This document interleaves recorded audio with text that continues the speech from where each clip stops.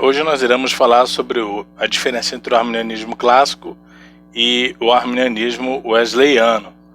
O arminianismo wesleyano e clássico ele tem muitas coisas em comum. No entanto, existem algumas diferenças que a gente precisa destacar. Aqui está uma lista que vai comparar, né, algumas das diferenças e de crenças dessas duas linhas. Essas são geralmente crenças, vamos dizer assim, particulares e frequentemente variam de pessoa por pessoa. Tá? Algumas delas a gente vai ver que sobrepõem um pouco a outra, como por exemplo, Wesley visa muito a santificação e a justificação, diferente, tá, de Jacó Armínio, tá? Muito diferente. Então a gente precisa prestar bem atenção, tá? E aí fica mais fácil da gente entender. A santidade que o Wesley fala, tá? Que os wesleyanos defendem, coloca uma ênfase a inteira santificação. O cristão salvo precisa buscar essa santificação diária, é muito importante. Embora talvez menos ainda do que antes, tá? Mas precisa buscar a santificação. Os arminianos clássicos, eles não possuem essa intensificação na questão da santificação. Os wesleyanos ensinam que os cristãos podem ser completamente santificados nesta vida, tá? Você pode buscar a santificação, que é por meio da oração, da palavra, do jejum, da comunhão com os santos, tá? E que podemos viver uma vida santa. Santificação não é apenas para dentro, é também para fora e motiva você para o serviço cristão. John Wesley chamou esse processo de santificação, né, de santidade do coração ou da experiência do coração ardente. Alguns wesleyanos veem isso como um processo, e a santificação de fato é um processo, tá? Todos os dias nós buscamos essa santificação. Nós somos justificados, e a evidência de fomos justificados, no caso, é a santificação. Um é a liberdade da condenação do pecado, o outro é a liberdade da influência do pecado, tá?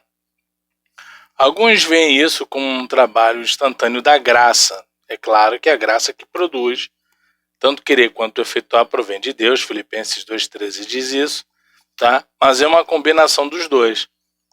O Espírito Santo atua no indivíduo e este, por sua vez, vai buscar a santificação.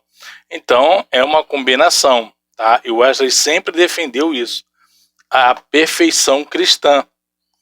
A perfeição cristã, que se dá por meio da santificação.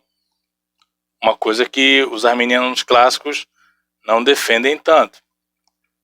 A questão da expiação. Os wesleyanos muitas vezes sustentam a visão governamental, moral da expiação. Jesus sofreu e morreu como um ato governamental para mostrar que Deus estava descontente com o pecado do homem. Então, assim, pelo fato do homem estar descontente, Deus está descontente com o pecado do homem e tudo, Deus enviou Jesus para que ele morresse em nosso lugar e pagasse pelos nossos pecados ao Pai, sofrendo a justa ira de Deus na cruz do Calvário por cada pecador deste planeta. Tá? Essa é a ideia de Wesley. Quem aceita o sofrimento de Jesus será salvo. Wesley sempre disse isso. Para ser salvo, você precisa crer. Deus amou o mundo de tal maneira, então todo mundo vai ser salvo. Não. Deus amou o mundo de tal maneira. Mas somente serão salvos aqueles que creem. Tá? Por isso que na santificação ele diz: a conversão tira o cristão do mundo, mas a santificação tira o mundo do cristão. Tá? Arminianos clássicos sustentam a expiação substitutiva. Tá? Jesus morreu estando em nosso lugar como substituto para a humanidade. Né? Aqueles que acreditam nessa decisão serão salvos. Jesus morreu na cruz no meu lugar, então eu serei salvo. Mas não é assim que o Wesley ensinava. O Wesley ensinava que Cristo morreu na cruz, possibilitando a salvação para todas as pessoas. Tá? E por meio da graça preveniente que o Espírito Santo atua no pecador, esse indivíduo ele será salvo. Tá? Diferente do que ensinava o arminianismo clássico com a questão da substituição. John Wesley ele realizou a expiação, no caso ele se referia à realização substitutiva, né? Mas a maioria dos seus seguidores manteve a visão governamental.